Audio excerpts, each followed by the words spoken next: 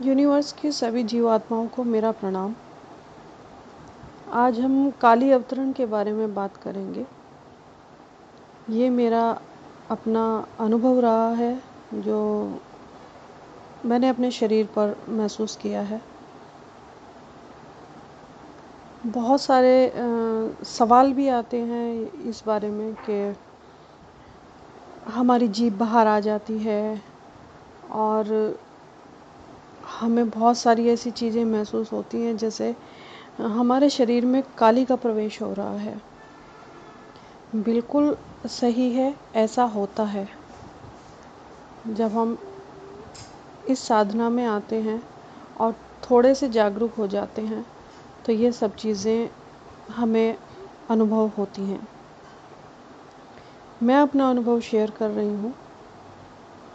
जब मैंने इसको पहली बार महसूस किया तब मैं खाना बना रही थी किचन में। खाना बनाते बनाते एकदम मुझे इतनी तेज़ वाइब्रेशन महसूस हुई, मेरा शरीर अजीब सा हो गया। तो मैंने बच्चों को बोला कि बेटा जल्दी जल्दी खाना खा लो, मुझे पता नहीं कुछ हो रहा है। तो बच्चों ने कहा मम्मा आप खाना छोड़ दो, आप लेट जाओ, हम अपने आप कर लेंगे। बस मैं जैसे तैसे करके बिस्तर तक पहुंची और लेट गई। वहाँ लेटने के बाद कुछ देर तो मैं लेटी रही। उसके बाद मेरे थोड़े से हाथ अकड़ने शुरू हुए और जैसे हाथों की मुद्राएं कुछ अलग टाइप से बनी और मेरी जीभ बाहर आ गई। ये सब देखकर बच्चे डर गए बहुत कि मम्मा को पता नहीं क्या हो गया है। हस्बैंड ने देखा तो वो भी डर गए, क्योंकि उस टाइम मेरी स्थिति ऐसी चल रही थी कि भूत प्रेत वाली स्थिति मानी जा रही थी। जब तक गुरुवर से मेरी मुलाकात नहीं हुई थी तो अज्ञानता की वजह से, सही मार्गदर्शन ना मिलने की वजह से यही सोचा जा रहा था कि इसको कोई ऊपरी साया परेशान करता है। तो उन्होंने छींटा वीटा लगाया गंगा जल का और मैं थोड़ा नॉर्मल हो गई, लेकिन मुझसे उठा नहीं जा रहा था। मैं जहाँ थी वहीं पड़ी रही, काफ़ी टाइम पड़ी रही। उसके बाद नेक्स्ट डे फिर मेरे साथ यही होता है कि मेरा शरीर थोड़ा सा अकड़ता है और मेरी जीभ बाहर आ जाती है। ऐसा लग रहा था कि जैसे शरीर में कुछ एक्स्ट्रा कुछ घुस गया है। एक अलग चीज़ महसूस हो रही थी, उसे मैं नहीं बता पा रही हूँ कि मैं कैसा महसूस कर रही थी। लेकिन उस टाइम भी मेरी जीभ बाहर निकल रही थी और मेरी हाथों की मुद्राएं जो हैं वो अलग अलग बन रही थी।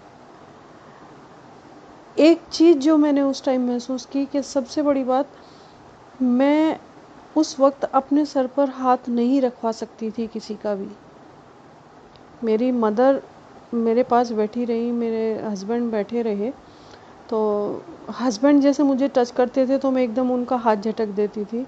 तो मदर जैसे मेरे सिर पर हाथ फेरने की कोशिश करती थी तो एकदम मैं उनकी तरफ घूर देती थी कि नहीं, मेरे सिर को हाथ नहीं लगाओ। बहुत अटपटा लग रहा था उन सबको कि ये हो क्या रहा है।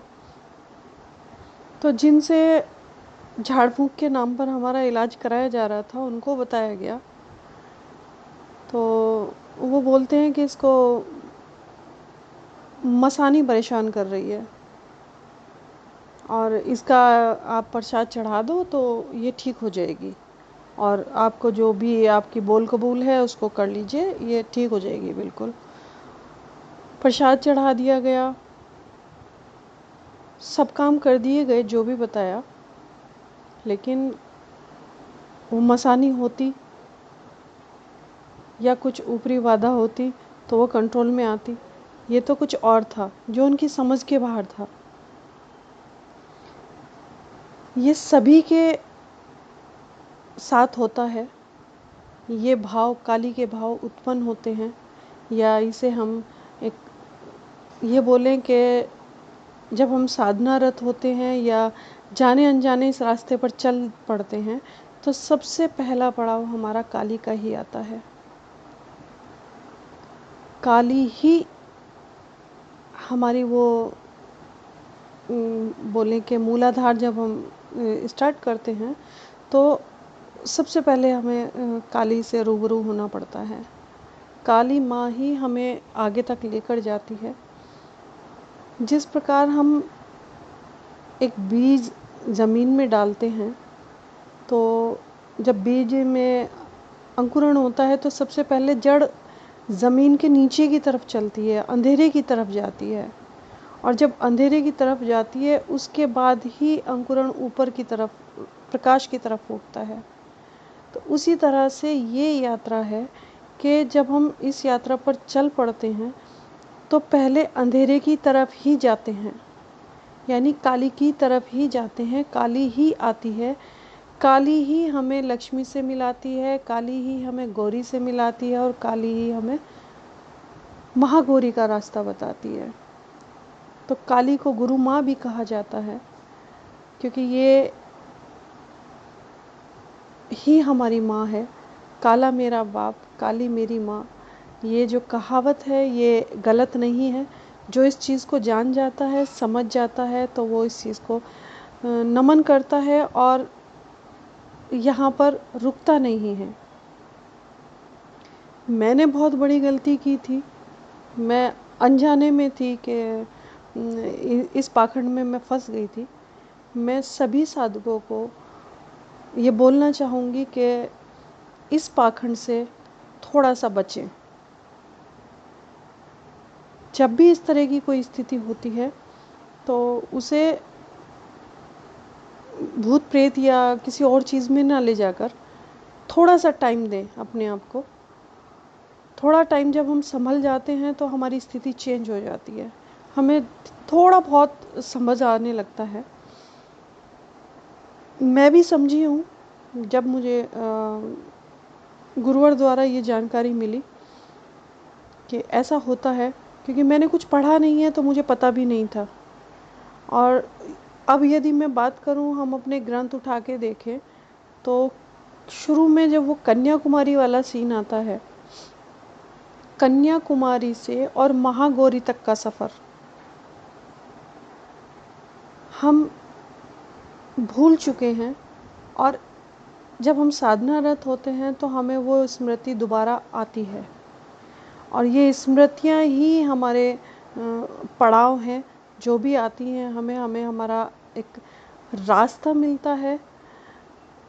एक ये बोलें कि जो भी नए नए पड़ाव आते हैं ये सब हमारे अंदर की यात्रा है। हम सब जानते हैं लेकिन भूल चुके हैं।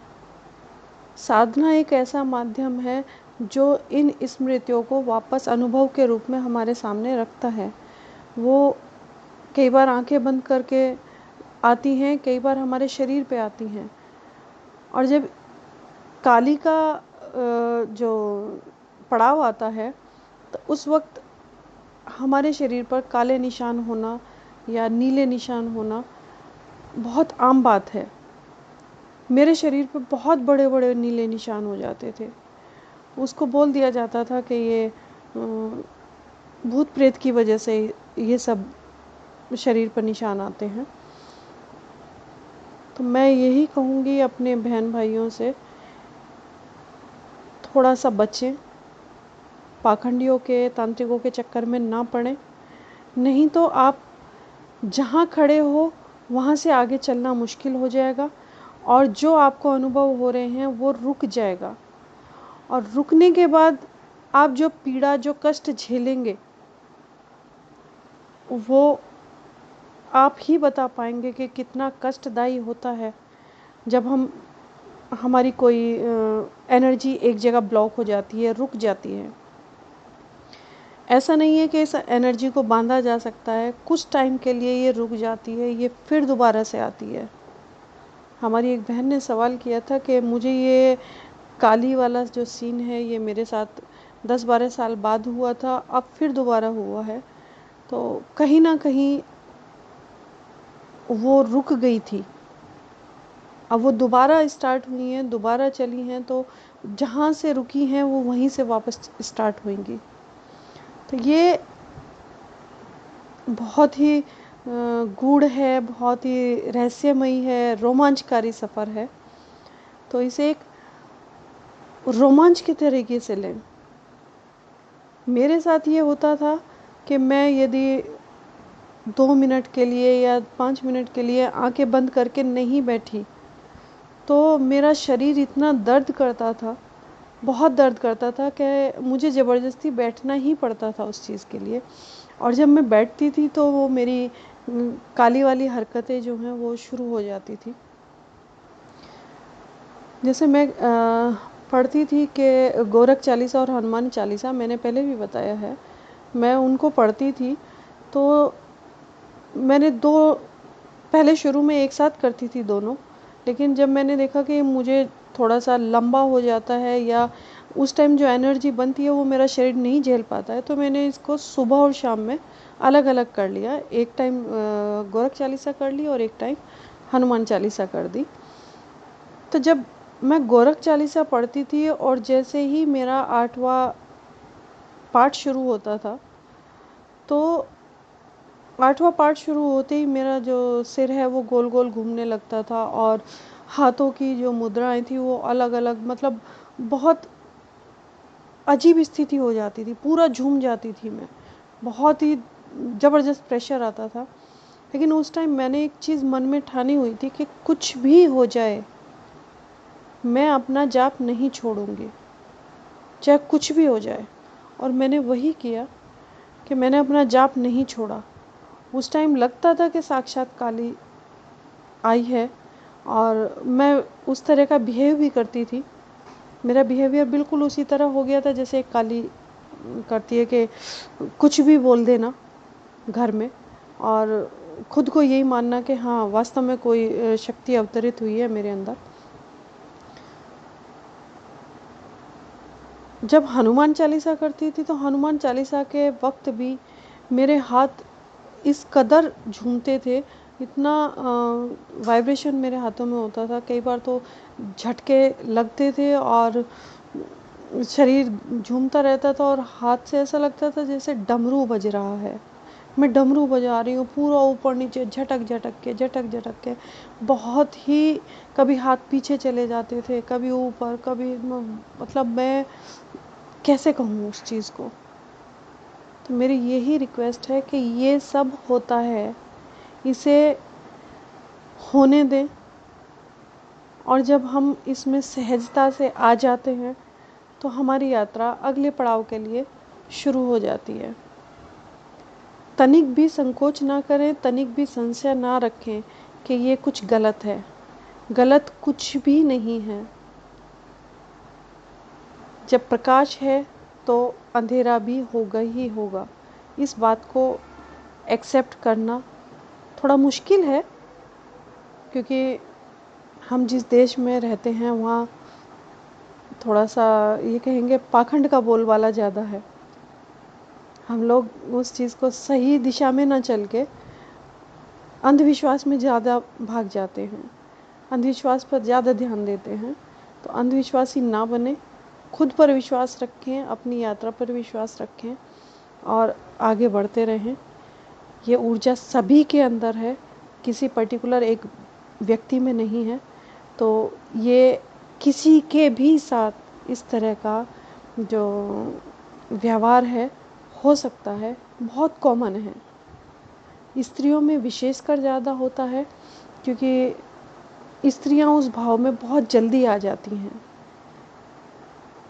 देवीय रूप में बोले या कुछ भी बोले, उस भाव को बहुत जल्दी एक्सेप्ट करती हैं, तो उनके अंदर ये चीज़ें बहुत कॉमन हैं।